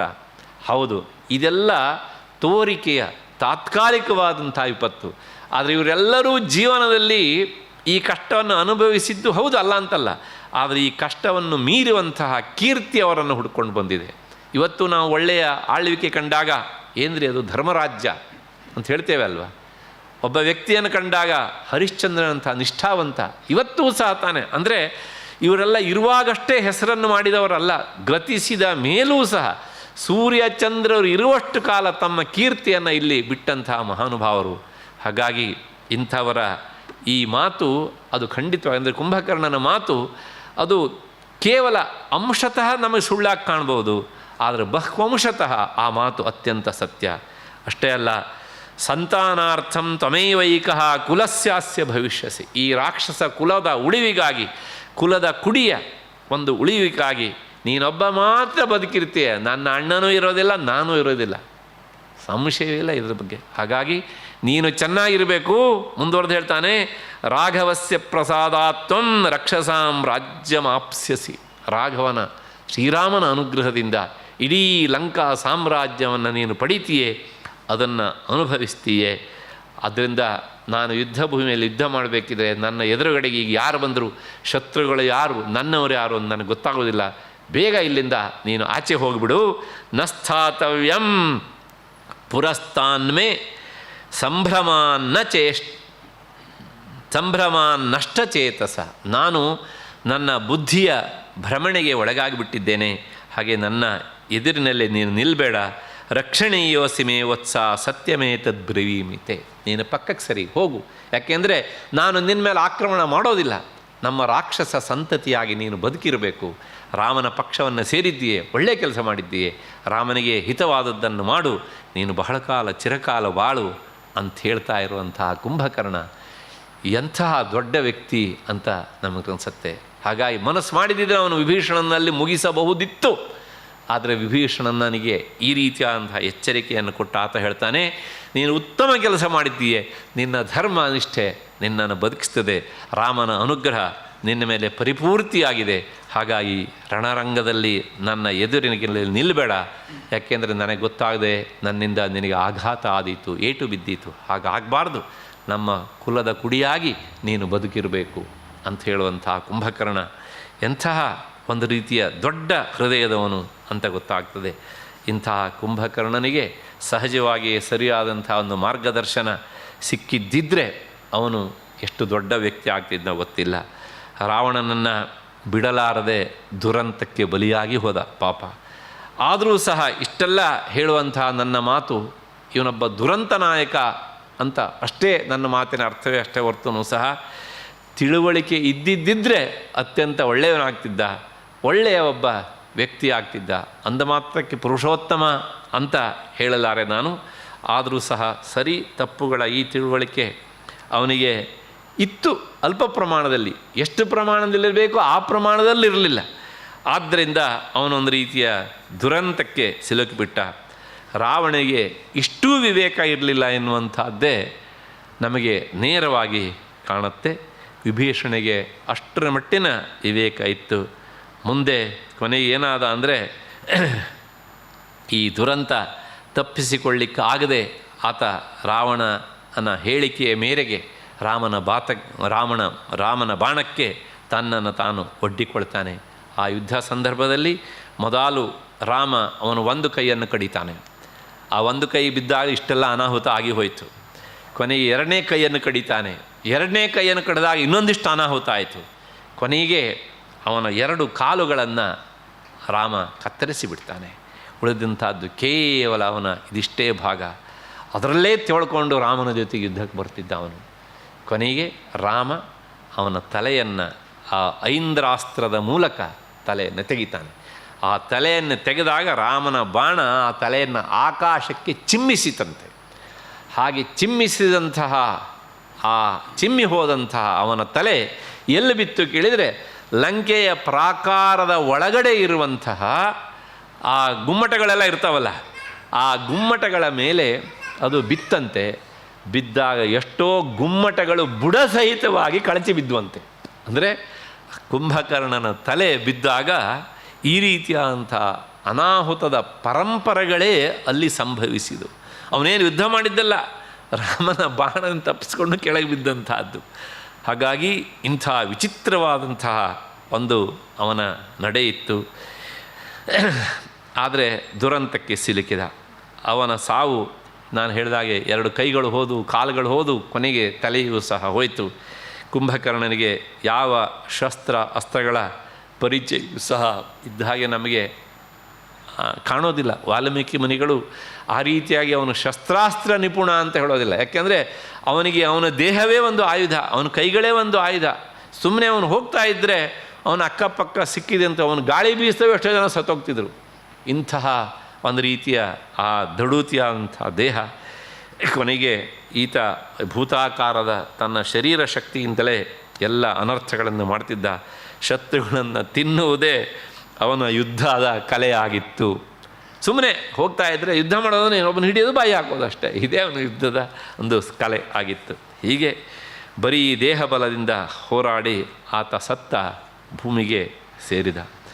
ಇವನ ರುಂಡದಿಂದ ಆದಂಥ ಅನಾಹುತ ಎಷ್ಟು ಅಂತ ಹೇಳಿದ್ನಲ್ಲ, ಪ್ರಾಯಶಃ 8 ಆ ಗುಂಬಜಗಳು ಗೋಪುರಗಳು ಕಳಚಿ ಬಿದ್ದಿವೆ. ಆ ರೀತಿಯಾದಂಥ ಒಂದು ವಿಚಿತ್ರವಾದಂಥ ನಡೆ ಅಲ್ಲಾಯಿತು ಅಂತ ಹೇಳ್ತಾರೆ. ಅಂತೂ ಕುಂಭಕರ್ಣ ಸತ್ತ. ಅವನಿಗೆ ಸಾವು ಬರ್ತದೆ ಎನ್ನುವಂಥದ್ದು ಖಂಡಿತವಾಗಿಯೂ ಗೊತ್ತಿತ್ತು. ಹಾಗಾಗಿ ಆ ಸಾವು ಖಂಡಿತ ಎಂದು ತಿಳಿದೂ ಸಹ ಸತ್ತ. ಆದರೆ ವೀರನಾಗಿ ಸತ್ತ. ರಣದಲ್ಲಿ ಆತ ಹೇಡಿಯಾಗಿ ಓಡಿ ಹೋಗಲಿಲ್ಲ.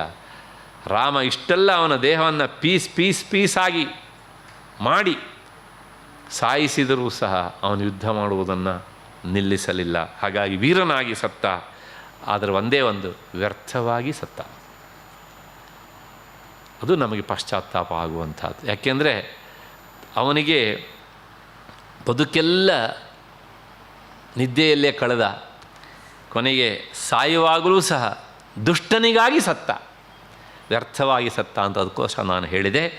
ಮತ್ತು ಈತ ಬದುಕಿನಲ್ಲಿ ಸಾಧಿಸಿದ್ದೇನು ಅಂತಂದರೆ, ನಾನು ಮೊದಲೇ ಹೇಳಿದ ಹಾಗೆ ಪಾಪ ಯಾವ ಗೊತ್ತು ಗುರಿಯೂ ಇರಲಿಲ್ಲ. ಅವನು ರಾವಣನಿಗೆ ಒಳ್ಳೆಯದನ್ನು ಮಾಡಿದ್ನೋ ಹೇಳಲಿಕ್ಕೆ ಆಗೋದಿಲ್ಲ. ಹೋಗಲಿ, ರಾಮನಿಗೆ ಒಳ್ಳೆಯದನ್ನು ಮಾಡಿದ್ನೋ, ರಾಮನಿಗೂ ಸಹ ಒಳ್ಳೆಯದನ್ನು ಮಾಡಲಿಲ್ಲ. ಮನಸ್ಸು ಮಾಡಿದ್ದಿದ್ರೆ, ಅವಕಾಶ ಸಿಕ್ಕಿದ್ದಿದ್ರೆ ರಾಮನಿಗೆ ಒಳಿತನ್ನು ಮಾಡಬಹುದಿತ್ತು. ಆದರೆ ಸರಿಯಾದಂಥ ಮಾರ್ಗದರ್ಶನದ ಕೊರತೆ ಇದ್ದದ್ರಿಂದ ಅವನು ರಾಮನ ಕಡೆಗೂ ಸೇರಿಕೊಳ್ಳದೆ ರಾವಣನ ಕಡೆಗೆ ಇದ್ದು ಕೊನೇ ಘಳಿಗೆಯಲ್ಲಿ ಆತ ಒಂದು ರೀತಿಯ ದುರಂತ ನಾಯಕನಾಗಿ ಪಶ್ಚಾತ್ತಾಪ ಪಡುವ ಹಾಗೆ ನಮಗೆ ಕಾಣ್ತಾನೆ.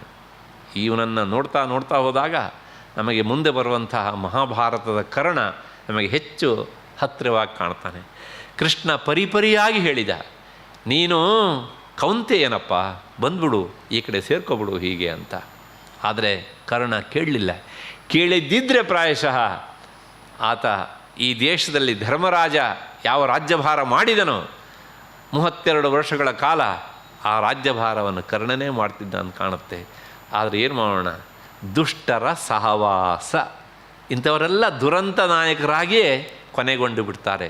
ಹಾಗೆಯೇ ಈ ಕುಂಭಕರ್ಣ ರಾವಣನ ಜೊತೆಗೆ ಅವನು ಇದ್ದದ್ದೇ ದೊಡ್ಡ ಅನಾಹುತ ಆಗಿ ಹೋಯಿತು. ಹಾಗಾಗಿ ತನ್ನನ್ನು ತಾನು ಇಂಥ ತಪ್ಪಿಗೆ ಒಡ್ಡಿಕೊಂಡು ಇತಿಹಾಸದಲ್ಲಿ ಏನನ್ನೂ ಸಾಧಿಸಲಿಕ್ಕಾಗದೆ ಏನು ಮಾಡಿದ ಕುಂಭಕರ್ಣ ಅಂತಂದು ಕೇಳಿದರೆ ಗಟ್ಟಿ ಉತ್ತರ ಏನು ಅಂದರೆ, ಬರೇ ನಿದ್ದೆ ಮಾಡಿದ. ಆ ನಿದ್ದೆ ಹೇಗಿತ್ತು ಕೇಳಿದರೆ ಅದು ನಿಜವಾಗಿ ಸುಷುಪ್ತಿಯೂ ಆಗಿರಲಿಲ್ಲ. ಅಂದರೆ ನಮಗೆ ನಿದ್ದೆ ಮಾಡಿದಾಗ ಎರಡಿರುತ್ತೆ ನಮ್ಮ ನಿದ್ದೆಯಲ್ಲಿ. ಒಂದು ಆನಂದದ ಅನುಭವ ಇರ್ತದೆ, ಇನ್ನೊಂದು ಅಜ್ಞಾನವೂ ಇರ್ತದೆ. ಆ ಅಜ್ಞಾನವೂ ಅದರ ಜೊತೆಗೆ ಇರೋದಾದ್ರಿಂದಲೇ ನಿದ್ದೆಯಲ್ಲಿ ನಮಗೆ ಆಗುವ ಆನಂದವನ್ನು ನಾವು ನಿದ್ದೆಯಲ್ಲಿಯೇ ಹೇಳಲಿಕ್ಕೆ ಆಗೋದಿಲ್ಲ. ಆಗ್ತದೆಯಾ? ನಿದ್ದೆಯಿಂದ ಎದ್ದ ಮೇಲೆ ನಾವು ಏನು ಹೇಳ್ತೇವೆ, ಸುಖಮಹಂ ಅಸ್ವಾಪ್ಸಂ, ನಾನು ಸುಖವಾಗಿ ನಿದ್ದೆ ಮಾಡಿದೆ. ಅದ್ರ ಜೊತೆಗೆ ಹೇಳ್ತೇವೆ ನನಗೇನೂ ಗೊತ್ತಾಗಲಿಲ್ಲ ಅಂತ. ಅಂದರೆ ನಿದ್ದೆಯಲ್ಲಿ ನಮಗೆ ಎರಡಿದೆ ಅಂತ ನಾವು ನಿದ್ದೆಯಿಂದ ಎಚ್ಚೆತ್ತ ಮೇಲೆ ಹೇಳ್ತೇವೆ, ನಿದ್ದೆಯಲ್ಲಿ ನಾನು ಸುಖವನ್ನು ಅನುಭವಿಸಿದೆ, ಆದರೆ ಆ ಸುಖ ಹೇಗಿತ್ತು ಅಂತ ಹೇಳೋದಕ್ಕೆ ನನಗೆ ಗೊತ್ತಾಗ್ತಾ ಇಲ್ಲ ಅಂತ ಹೇಳೋದರ ಮೂಲಕ ಏನು ಹೇಳ್ತಿದ್ದೇವೆ, ನನಗೆ ಅಜ್ಞಾನವೂ ಇತ್ತು ಅನ್ನೋದನ್ನು ಹೇಳ್ತಾ ಇದ್ದೇವೆ. ಕುಂಭಕರ್ಣನಿಗೆ ಆ ನಿದ್ದೆಯಲ್ಲಿ ಸುಖ ಇತ್ತು ಅನ್ನೋದು ಗೊತ್ತಿಲ್ಲ. ಹಾಗ ಅವನ ನಿದ್ದೆ ಅದು ಸುಷುಪ್ತಿ ಆಗಿರಲಿಲ್ಲ. ಆ ನಿದ್ದೆ ಪೂರ್ತಿ ಬ್ರಹ್ಮನ ಶಾಪದ ಮೂಲಕ ಅದು ತಮೋಮಯವಾಗಿತ್ತು. ಬರೇ ಅಜ್ಞಾನ, ಬರೇ ಅಜ್ಞಾನ, ಬರೇ ಅಜ್ಞಾನ. ಹಾಗಾಗಿ ಈ ರೀತಿಯಾಗಿ ತನ್ನ ಜೀವನವನ್ನು ಸಾಗಿಸಿದಂಥ ಕುಂಭಕರ್ಣ ನಮಗೆ ಆದರ್ಶ ವ್ಯಕ್ತಿ ಇವನಂತೆ ಆಗಬಾರದು ಅನ್ನೋದಕ್ಕೆ. ಅಷ್ಟು ಹಿನ್ನೆಲೆಯಲ್ಲಿ ಈವರೆಗಿನ ಎಲ್ಲ ಮಾತುಗಳನ್ನು ಸಹ ಆ ಸ್ವರ್ಣಗೌರಿ ಎನ್ನುವಂತಹ ಶಬ್ದಸ್ವರೂಪಿಣಿಯಾದ ಸರಸ್ವತಿಯ ಪದತಲದಲ್ಲಿ ಸಮರ್ಪಿಸಿ ನನ್ನ ಮಾತಿಗೆ ಮುಕ್ತಾಯವನ್ನು ಹೇಳ್ತಾ ಇದ್ದೇನೆ. ಎಲ್ಲರಿಗೂ ನಮಸ್ಕಾರ. ನಾಳೆ ದಿವಸ ಸ್ಯಮಂತಕೋಪಾಖ್ಯಾನ. ಕೆಲವು ಜನರಿಗೆ ಅನ್ನಿಸ್ಬೋದು ಏನು ಅಂದರೆ ಹಬ್ಬದ ದಿವಸವೂ ಸಹ ಇಲ್ವಲ್ಲ ಅಂತ. ವಿರಾಮ. ಹಬ್ಬದ ದಿವಸ ಇಂತಹ ಚಿಂತನೆಯನ್ನು ಮಾಡುವುದೇ ನಿಜವಾದ ಅರ್ಥದಲ್ಲಿ ಹಬ್ಬದ ಆಚರಣೆ. ನಮ್ಮ ಎಲ್ಲ ಹಬ್ಬಗಳೂ ಸಹ ಅದು ಜ್ಞಾನಪೂರ್ವಕವಾಗಿರಬೇಕು ಎನ್ನುವಂತಹದ್ದು ನಮ್ಮ ಪರಂಪರೆ. ಅದನ್ನೇ ಶ್ರೀಗಳವರು ಮತ್ತೆ ಮತ್ತೆ ಪ್ರತಿ ವರ್ಷ ತಮ್ಮ ಚಾತುರ್ಮಾಸ ಅವಧಿಯಲ್ಲಿ ಆ ಚಿಂತನೆಯನ್ನು ಮಾತ್ರ ಯಾವುದೇ ಕಾರಣಕ್ಕೂ ಸಹ ಅದು ಬ್ರೇಕ್ ಆಗೋದಕ್ಕೆ ಕೊಡುವುದಿಲ್ಲ. ಅಷ್ಟು ಹಿನ್ನೆಲೆಯಲ್ಲಿ ಇನ್ನೊಮ್ಮೆ ಅವರಿಬ್ಬರಿಗೂ ಸಹ ವಂದಿಸಿ ತಮ್ಮೆಲ್ಲರನ್ನು ಸಹ ಸ್ಮರಿಸಿ ನನ್ನ ಮಾತಿಗೆ ಮುಕ್ತಾಯ ಹೇಳ್ತಾ ಇದ್ದೇನೆ. ನಮಸ್ಕಾರ.